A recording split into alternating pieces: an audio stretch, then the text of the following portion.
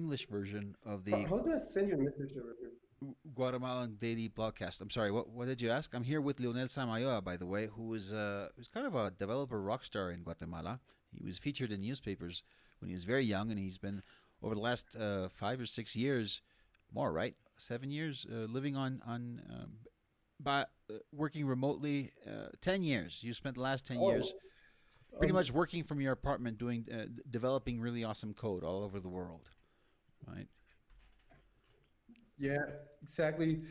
Well, it's not that awesome as you say it. You make it sound better than it actually is. It usually comes down to uh, being able to be alone for a long time and also being able to handle yourself a lot. Uh, like there's a lot of stuff that we internally think about ourselves that we need to actually um, manage to be able to do that, work from home, stuff like that. I agree. I agree absolutely. Um, have you seen the change? Because if you've been working from home for a long time, you're usually accustomed to not being outside a lot. Things like that. Yeah, yeah, we were talking about this because my dad does the same. He's been working from home for about 2 years already. So we've been talking about the difference between before the pandemic and now, and basically the biggest change is that we were used to do stuff outside, not just our home. Like we were to the shooting range together, or we were going. Well, I play Magic, the trading card game. Yeah, yeah, yeah. So I used to go around and play and play it. So that's things that you actually need as a person that you are not getting. Even though I'm like used to getting to be alone in this social distancing environment that we're talking about. Yeah. Uh, I'm not used to not playing with my friends. I'm not used to not seeing my family because that's something that also happens. That I was able to go see them every like now and then. Now I can't, and it's been like really detrimental. Like I don't I don't feel good when I don't talk to them. Yeah, absolutely. It was probably built into your schedule. You'd go intensively developing for a couple of days, maybe 3 or 4 days of work, and then you'd relax with your family a couple of days and just kind of go back to becoming a human. Because I think that when you program for a long time, your brain stops working. Like I remember when uh, I found it really hard to start speaking again to another human being after spending a lot of time doing code. I don't know if that happens to you. Like your brain thinks No, I don't differently. think. No, I don't think that actually happens. I think it's the other way around. Like you usually keep working while you're doing other stuff. So, for example, I can be talking right now with you, but I'm still thinking about that problem that I was tackling on the after you. And you consider So, thinking working. Like you, well, yeah, yes, definitely. Actually, I think that's my actual product, my thinking. okay, that's really interesting because I agree, but it's so hard to sell that in Guatemala. I mean, your clients are not from Guatemala, are they? Uh, Who are your customers? no, Who are your but clients? Can you speak about them? I don't well, know. yeah, I can speak about who's my employer right now, which is Upwork. I work directly for Upwork. Okay. They yeah they what we do actually is we have a site for freelancers to get jobs and also for people to get stuff done. Basically, you can post your job offer, and people, freelancers from everywhere on the world, will be able to do your work over there. So it's a little bit like weird because before I was working through them, like I was using their platform to get jobs, contracts, etc.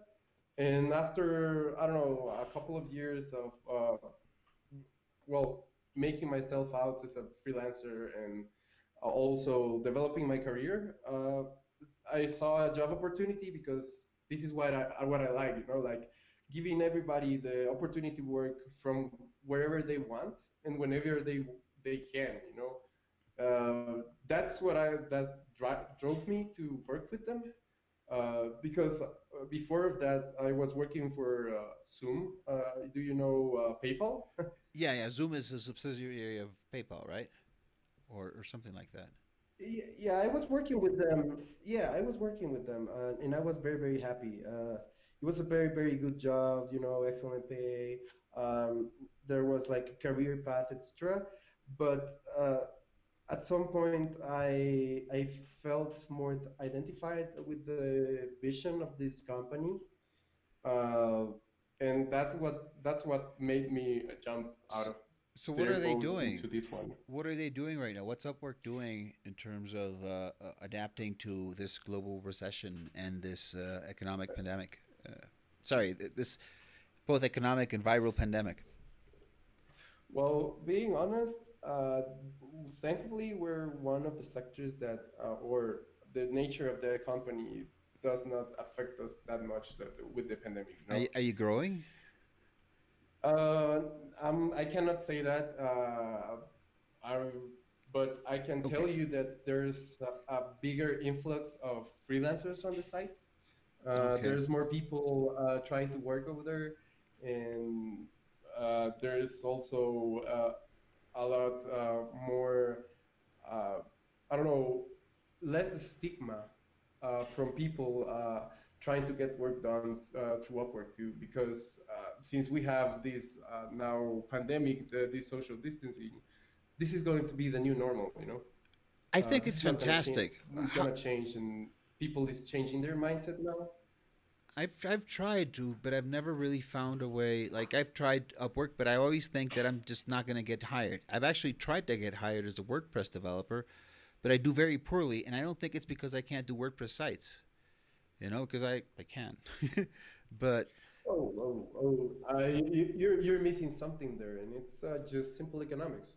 okay, Uh, it's demand, offer and demand, because if there's a better offer than yours, you're not gonna pick up that much work.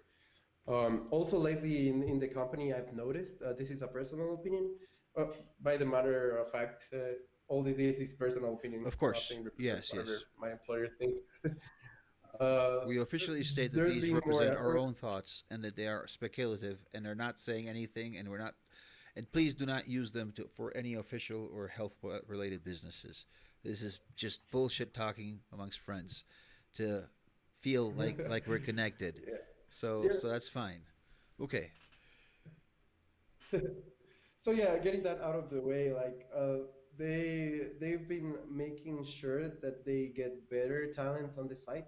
So now if you want to, like when I joined like 10 years ago, I could just create my account. Back then it was called Odesk, not even Upwork. Yeah, I remember that. So Yeah. What about anybody Elance? could create an account.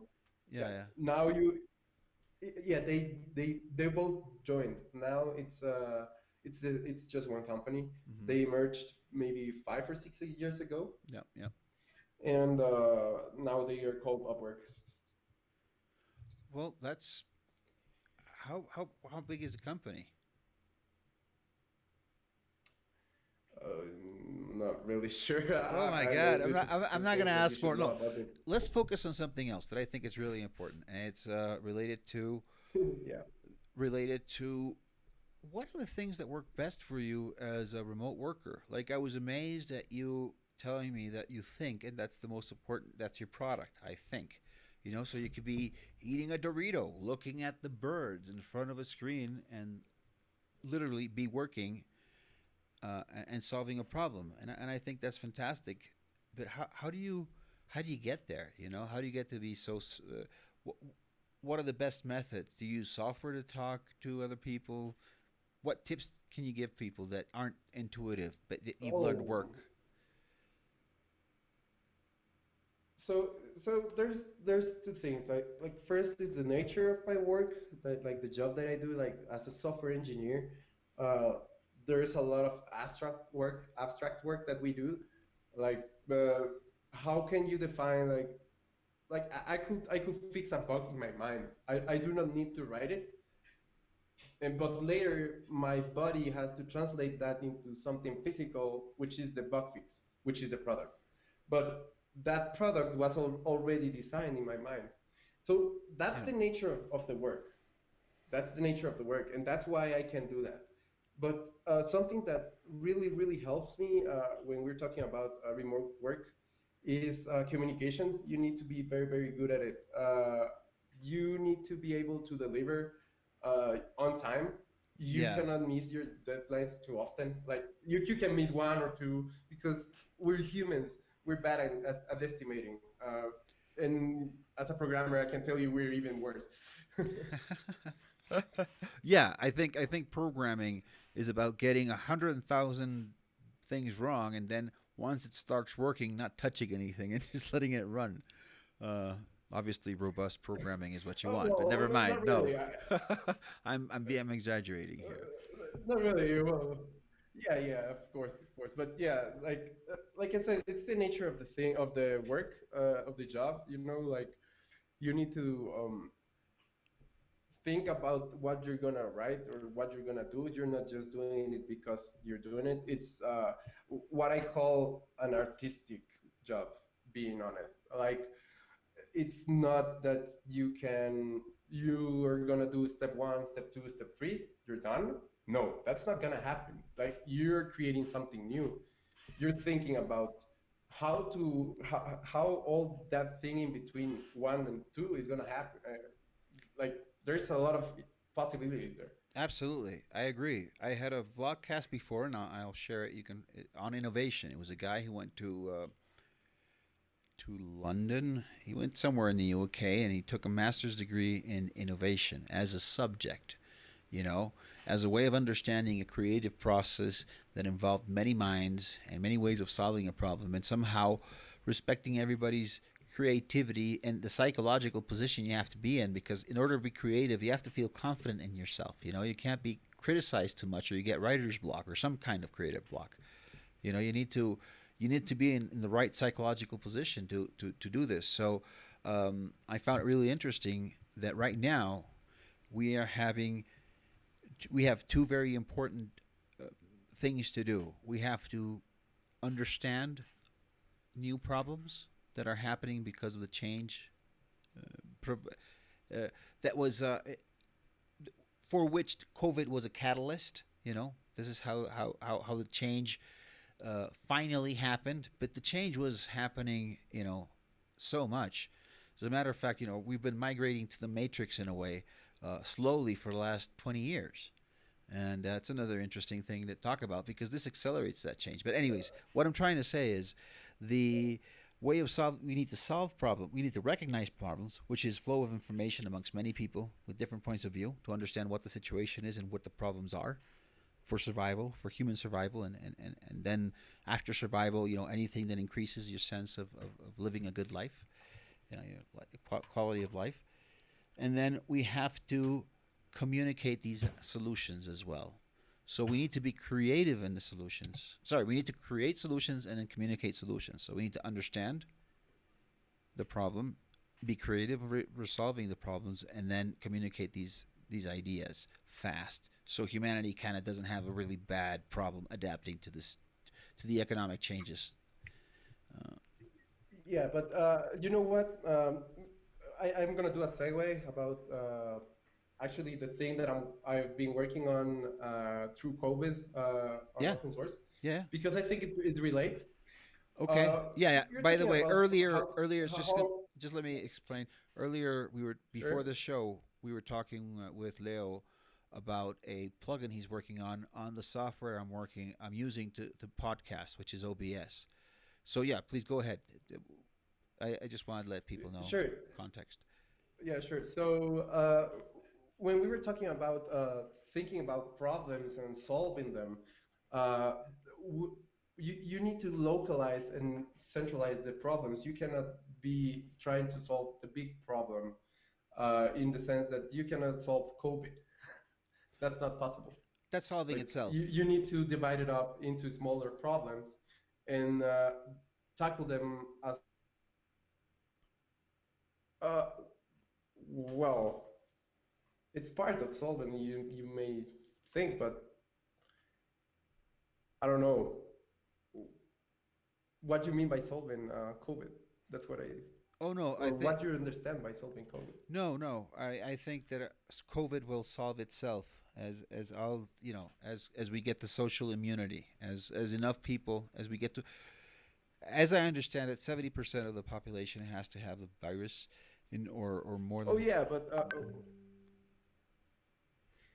yeah, but I mean like COVID is not like the just the disease. It's about the whole economic effect that it's having and all the different problems that it's causing. Yeah.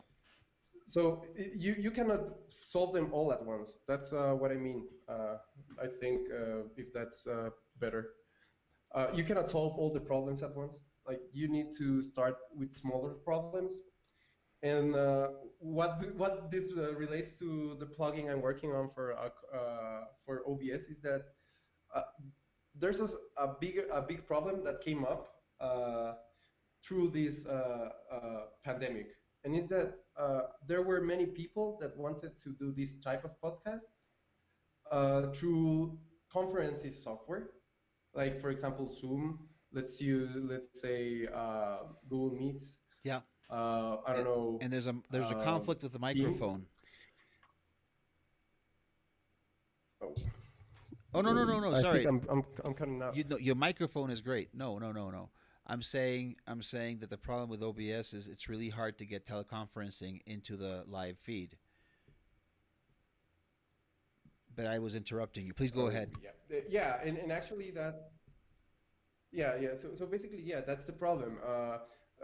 There's problems with the microphone and the camera because right now you can use OBS to output like for Facebook Live. You can use it to stream on Twitch, but you can't actually output it as a camera for use on Skype, for example. So Oh, that's interesting. Yeah. what we've been doing on this plugin is it's a, it's exposing OBS or allowing OBS to expose itself as a virtual camera. Uh, so basically, when you select which camera you want to expose on Skype or on your teleconferencing software, you can choose OBS, and that will Oh. allow you to stream through that. Well, and basically, what I come down to, well, what I wanted to go to is this solves a specific problem, which is we want to stream using teleconferencing software through OBS. But in the bigger picture, it solves the little problem, which is because of COVID, a teacher could not give their lessons to their students because this wasn't developed. And now that we developed this, he can do it. And why I talk about this? It's we have to do what it's in our domain. We cannot think about all the things because we cannot control it all. And this, like I said, this is my 2 cents on open source and COVID. And like I said, I'm pretty happy because uh, a teacher was writing us on the when we were developing it that uh, this helped him, and he was able to do a lot of conferences like that for to his That's students. fantastic. So What's the name? I don't know. And you're contributing to this on your own. This is a free use. This is something that you're donating to the world. This information, this time you have. Yeah. Through Exactly. open source. Now, for And I people think who it's don't important know, you said that. yeah, I think it is. I think we're heading to a place where there's going to be a lot of necessity for this kind of altruistic, thoughtful contribution to the collective knowledge, to free knowledge. And uh, I know a little about open source, very little. But why? How did you get into open source? Like I've been living off WordPress development for a long time, and that's open source for me. But or what's your take on the whole open source philosophy? Because you're now contributing. I love it. Yeah. Well, I love it. Like, as you know, I don't have like a university degree or anything. Yeah, I I remember you so were I've hired been as a yeah. teenager by one of the leading technological companies in Guatemala at the time, which I used to work in too at the time. So yeah, you were kind of a rock star. Still are in development So in developing. yeah, well, that's not the part really. What I wanted to say is that I love open source because it allowed me to become this. Like, if it wasn't because of open source, I wouldn't be able to know all this knowledge, have all this knowledge. I like also internet is a big tool. Like something that we give for like forgiven, or I don't know how to say it in English, but we we think it's always there, but the internet is something very very amazing. I remember that my dad was tells me stories that he had to borrow books to be able to copy the programs and test them. So and that's even like interesting, you know, like the way that we get knowledge and how we share it because and open source is a big part of this. Absolutely, We yes. on open source, even it does not just I don't know encapsulate software. It also talks about open sourcing processes, open sourcing hardware, open sourcing I don't know lots of stuff. Hmm. I just seen a respirator that some Italian guys were doing for this COVID thing. Like you could 3D print your own respirator and Yeah, I find that use it. fascinating because I don't know how legal that would be. I think that in emergencies, if you can save a life, you can save a life, and I think that's gonna be something to take into account when we're moving into the turmoil of economic unrest or volatile markets. That we're going to have to solve problems with our hands, at least the most critical ones. We're going to stop. Um, anyways, we're going to have to use more of this free knowledge to resolve our own problems, which is what you're saying. And it's more efficient that way. So I think that anything that is more efficient survives. You know, the evolution of technology is like the evolution of the fittest, and the fittest for technology is measured in efficiency. I think, for example, the fact that you can. I love WordPress. I just love WordPress, and WordPress has over 22 plugins, and it has a big team of contributors. People who are very proud of them, to the point that I wish I could be a contributor, but I'm not sure how. I'm not I'm not such a great developer. I'm more of a communicator.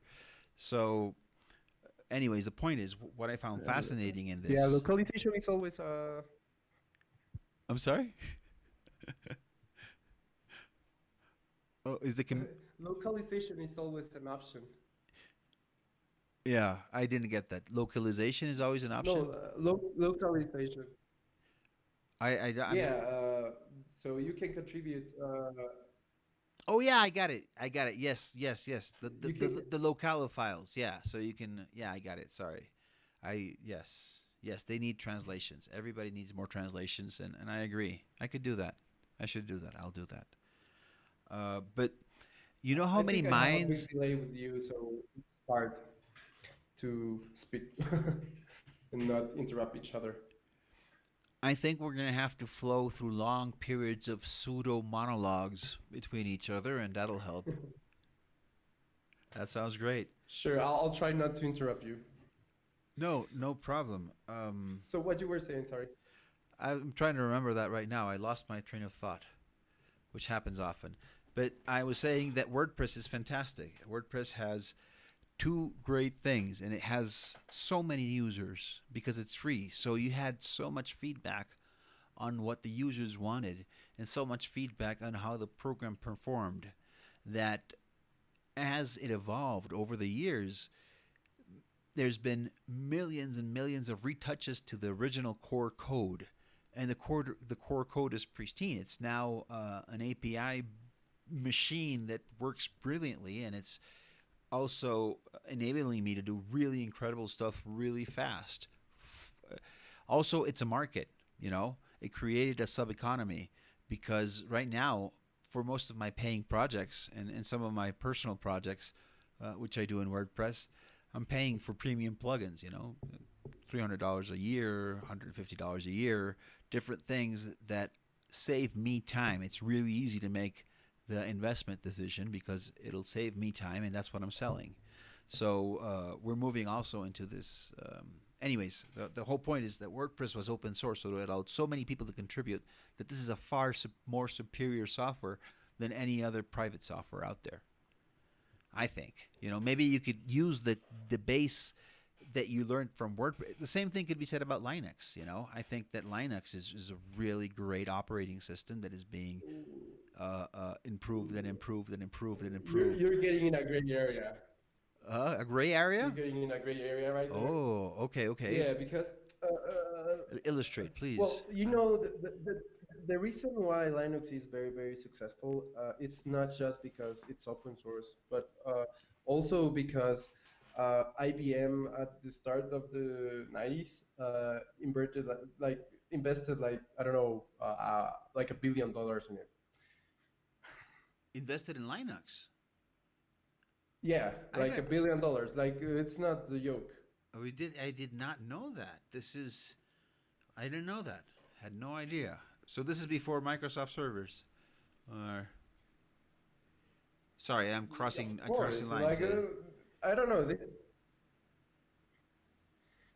Yeah, like what I mean by this is even like there's been tons of open source operating systems, but Linux was this successful because IBM invested that much money and resources in it because it needed a replacement for its software. So you know it makes sense to like invest in open source developers that will maintain the code. And yeah, basically that's one of the reasons why Linux is so popular. Well, it still did the trick. You know, I mean, it was an altruistic investment in in open source that now operates the internet pretty Oh, much. You know. I don't think it's altruistic. Okay, illustrate Yeah, me but I don't think again. it's altruistic. Uh, This is why I prefer having interesting open conversations because we just land on these fascinating subjects, man. Go ahead, please, please. yeah, like it is not altruistic because they did it with business reasons. Like they had a business in mind. They did not thought about, oh, we're giving this to the community. Open source back then was not what it is right now. Open source back then was like, hey, why are you wasting money on that? Like, why are you letting people profit off of you? So that was the mindset before. And not only that, uh, the thing is, open source brought this new mindset. Like that was before, and now we have this mindset where it's easier to maintain something open source if it's a bigger scale because there's more people taking care of it. But you will always need to pay those programmers. You cannot let that be free.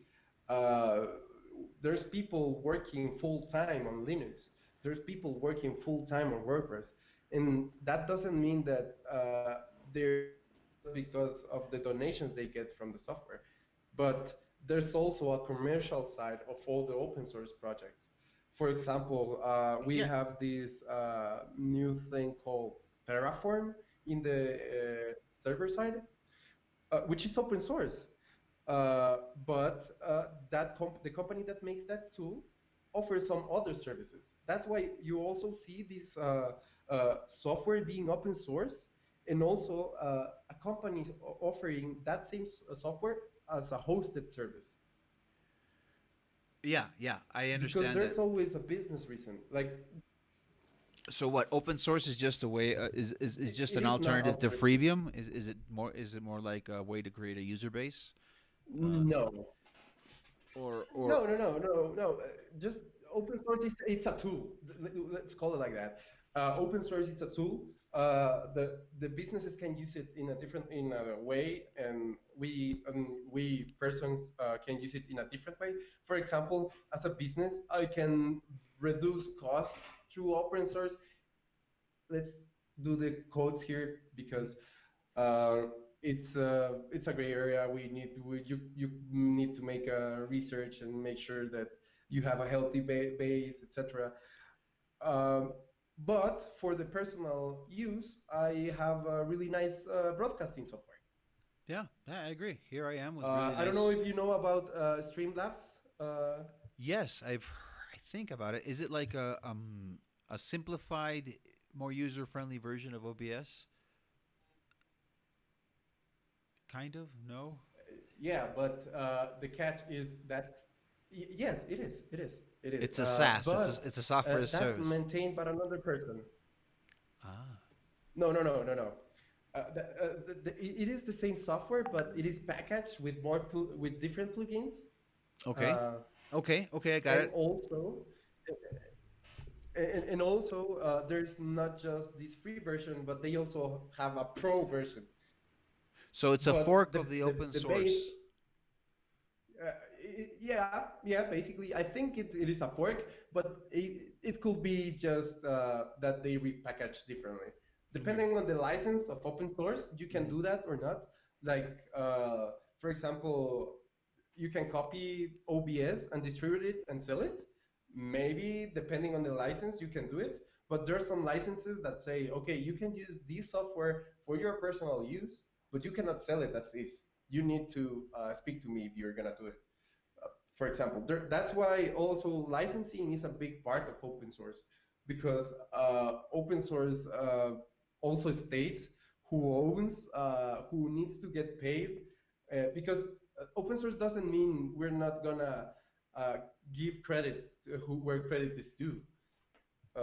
Open source means that we all get to know about this data. We all get to share this knowledge, and we all try to build better solutions. I think a But great there's also a sense of ownership always. I think a great thing that you can compare open source with is language. In a way, it's kind of the same because we all contribute without knowing to language. Language is this database of uh, symbols or variables that we've assigned meaning to, and then we all contribute to each other's understanding of language through conversation, through education. We all benefit from more people being able to understand language more accurately because it enables us to act as a group faster or to gain information. So language is and it was a way of the way we all added variables or created associations between sounds and variables and then created symbols through written language. All of this information in these variables in much the same way you create a program where you have to declare the variables, and then based on the variables you can actually start playing in a philosophical psychological way the abstraction that language obliges you to have. For example, if I say uh, the hole in the pin, suddenly your mind now knows that there in the pin there's a hole. Now you have two things that have been defined in your abstract thought. So language is this immensely rich series of ideas that are being that are free. You know, it's kind of open. It's kind of an intuitive open source. It's something we developed as a code collectively and never even know it. Yes, yes, and like I said, open source does not mean code. Open source is a philosophical way of thinking. Like I said, you can open source hardware too. Like you can open source a recipe for your favorite food because Coca-Cola decided that they're not gonna make any more money. I don't know. So, Things like that. so so um, so let's Up to your imagine. imagination. Let's do that. Let's imagine. Let's move forward in time and think about a world where you have 3D printers that are using local resin farms to have resources to print whatever they need and anything they need to research, both in understanding the problem and finding a solution. So, for example, the masks you're saying for the COVID thing, that's fantastic. I think it was an exaggeration. I think people with their printers wanted to do something. It was easier to just build a mask, but yeah, I understand what you mean. You know, so yeah, and For that's the beautiful part of open source, you know. so It's not about code. it's been it's getting somewhat late, and in order to maintain this, we need to make the shows last a little less. So before we'll have to be ending now, but before that happens, we just, by the way, for people who don't know, the president just spoke earlier today and declared an absolute staying home policy. We're only going to be able to go to local shops between 11 a.m. and wait between 8 a.m. and 11 a.m. And after that, we're pretty much complete isolation. So if you have any comments, any recommendations on that, as a closing, as a way of closing the show, what do you think? From me, recommendations: stay home, stay safe.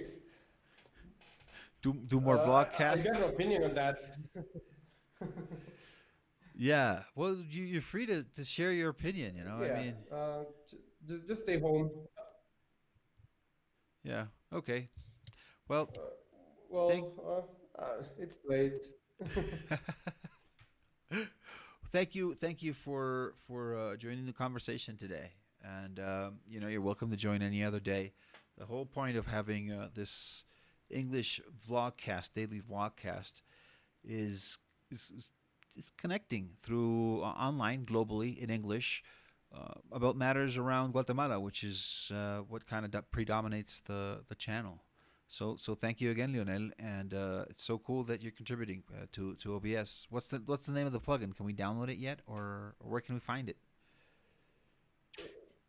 Yeah, well, it's called OBS Mac, Virtual Cam Mac, uh, but I would say just wait. It's gonna be merged uh, very soon to the main OBS project, so it should be there in your next version of OBS. Okay. Well, I have a lot of questions about you know, what the strategy behind OBS being open source is, but we'll leave that for another show. Thank you so much. Sure, It's great to have you in the show, and I hope to have you more time in the future. Have a really good night, man, sure. and chill out over the weekend. Have a nice weekend too. Cheers. Bye. Cheers, mate.